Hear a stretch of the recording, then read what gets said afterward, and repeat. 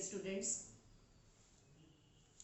Saint Anthony national school civil line Wardha YouTube channel पर आपका सहर्ष स्वागत है। मैं मनीषा ढोरे आज आपको कुछ कवियों के बारे में परिचय करवाना चाहती हूँ। कवियों के बारे में परिचय करवाना, इसका मतलब ये हुआ कि उनकी संपूर्ण भावनाओं के बारे में चर्चा करना। कवि मन बहुत ही अलग होता है। कवि मन की जो भावनाएं होती है वो भी बहुत ही ऊंचाई तक पहुंच गई है। कभी कवि मन सूरज तक पहुंच गया है, सूरज के बारे में वह चर्चा करते हैं, सूरज पर वह कविता लिखते हैं। तो कभी वह चांद तक पहुंच गए हैं, तो कभी कभी वह इस धरती पर भी कविता कर लेते हैं। उनकी कविताएं सचमुच में ही बहुत ही सराहनीय है, बहुत ही सुंदर और सुखद लगती है। कभी कभी वे मेघों को भी आमंत्रित करते हैं और मेघों के बारे में भी इतनी सुंदर चर्चा करते हैं, मानो ऐसे लगता है कि सचमुच में ही मेघ हमारे पास आए हैं, हम उनके साथ बातें कर रहे हैं। इतने सुंदर होते हैं कवि।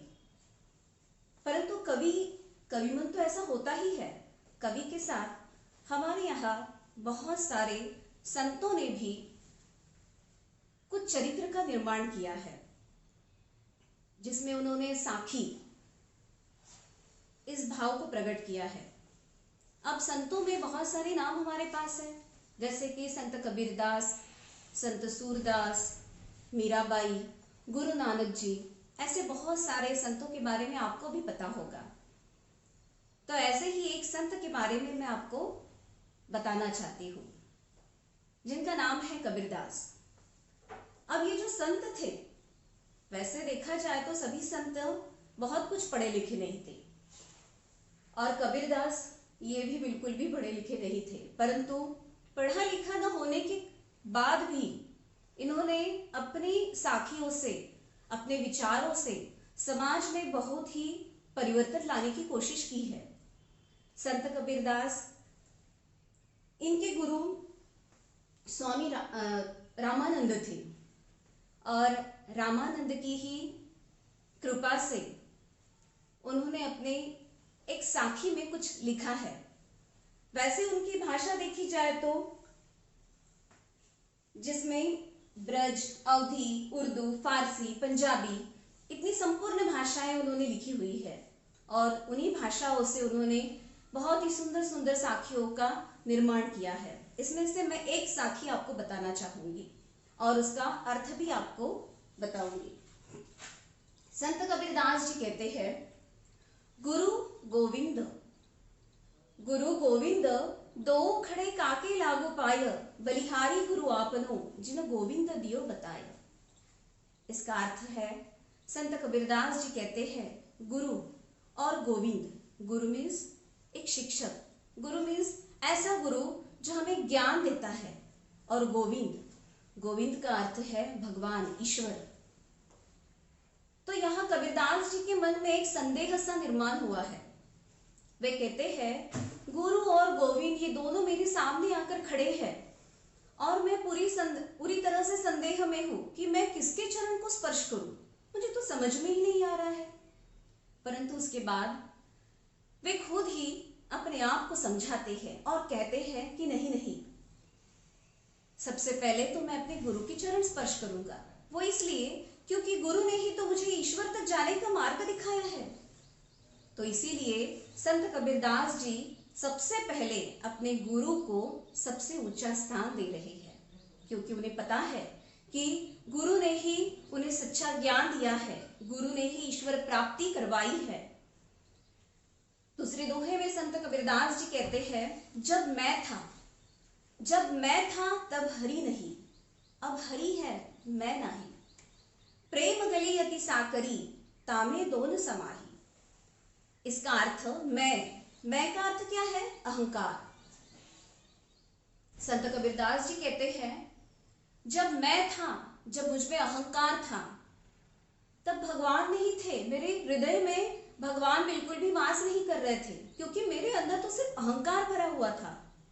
परंतु जब मैंने इस अहंकार को दूर कर दिया, जब मैं था तब हरि नहीं, अब हरि है मैं नहीं, जब मैंने इस अहंकार को दूर कर दिया तब ये ईश्वर साक्षात मेरे सामने खड़े हो गए।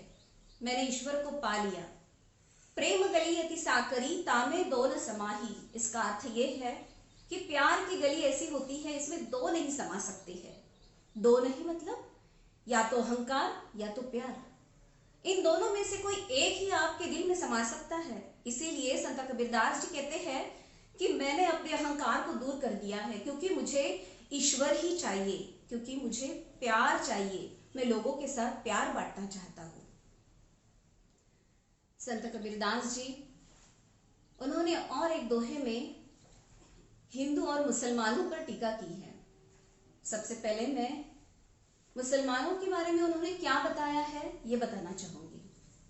वे कहते हैं, काकर पाथर जोरी के मस्जिद लई बनाए, काकर पाथर जोरी के मस्जिद लई बनाए, ताचड़ी मुल्ला बाग दे क्या बहरा हुआ खुदाए। इसमें वे कहते हैं, इसमें संत कबीरदास जी कहते हैं कि कंकर और पत्थर, छोटे छोटे पत्थरों से हे इंसान तूने मस्जिद की रचना की है, मस्जिद बनाया है, क्योंकि तू अपने गुरु को, अपने भगवान को वहां रखना चाहता है। ये बात तो ठीक है, परंतु दूसरे दोहे में वे कहते हैं, ताचड़ी मुल्ला बाग दे क्या बहरा हुआ खुदाए। परंतु तुम्हारा मुल्ला वो ऊपर चढ़कर इतने जोर जोर से अजान देता है, वो क्यों? क्या तुम्हारे खुदा बहरे हैं? क्या उन्हें सुनाई नहीं देता है? हे इंसान, हर एक भगवान को सुनाई देता है अगर तुम्हारा आत्मा शुद्ध हो तो। और इसीलिए उन्होंने मुसलमानों की इस प्रवृत्ति पर टीका टिप्पणी की है। इसके बाद संत कबीरदास जी हिंदुओं के कुछ विषयों पर भी टीका टिप्पणी कर रहे हैं। वे कहते हैं, पाहन पूजे हरि मिले तो मैं पूजू पहाड़, पाहन पूजे हरि मिले तो मैं पूजू पहाड़, ताते ये चाकी भली पीस खाए संसार। इसका अर्थ ये है, पाहन, पाहन मीन्स छोटे छोटे पत्थर। आपको पता है मंदिरों में छोटे छोटे पत्थरों की पूजा की जाती है और उसे बहुत ही अच्छी तरह से सजाया जाता है, उसमें बहुत सारे पैसे वेस्ट किए जाते हैं। यहाँ कबीरदास जी कहते हैं, पाहन पूजे हरि मिले, अगर छोटे छोटे पत्थरों को पूजने से हे इंसान तुझे भगवान मिलता है, तुझे अगर अच्छा लगता है तो मैं ऐसे ही कर लेता हूँ, क्यों ना मैं बहुत बड़े पहाड़ की ही पूजा कर लूं, क्योंकि छोटे छोटे भगवान तो हमें छोटा छोटा सा ही दान देंगे। परंतु बहुत बड़ा अगर मैंने पत्थर ही पूज लिया तो शायद से मुझे बहुत कुछ मिल जाएगा। ये तो एक प्रकार की टीका टिप्पणी की है उन्होंने हिंदुओं पर। उससे वे ये साबित करना चाहते हैं कि उससे तो अच्छी, आपको पता होगा पहले के जमाने में दो पत्थरों की एक चक्की हुआ करती थी और उसमें गेहूं डालने के बाद उसे अच्छी तरह से पीसने के बाद एक आटा निकलता था और उस आटे से इंसान की क्षुधा शांत हो जाती थी। तो यहाँ संत कबीरदास जी कहते हैं, ये छोटे छोटे पत्थर क्यों पूछते हो? उससे अच्छा है कि उन दोनों पत्थरों में गेहूं डालकर उसे पीसो और उसे पीसने के बाद जो आटा निकलेगा उससे ऐसे लोगों की क्षुधा शांत करो जिसकी उसे जरूरत है। अगर तुम ऐसा करोगे तो सचमुच में ही तुम्हें ईश्वर प्राप्ति हो जाएगी। अब बस एक पंक्ति बाकी है और उस पंक्ति में संत कबीरदास जी अपने गुरु के बारे में बखान करना चाहते हैं। बखान क्या करना चाहते हैं? बखान तो कोई नहीं कर सकता है, क्योंकि अपने गुरु, अपने ईश्वर के बारे में बखान कोई नहीं कर सकता है। यहां वे कहते हैं, सब धरती कागज करो लेखनी सब बन राय, सब धरती कागज करो लेखनी सब बन राय, सात समंद की मसी करो हरिगुण लिखा न जाए।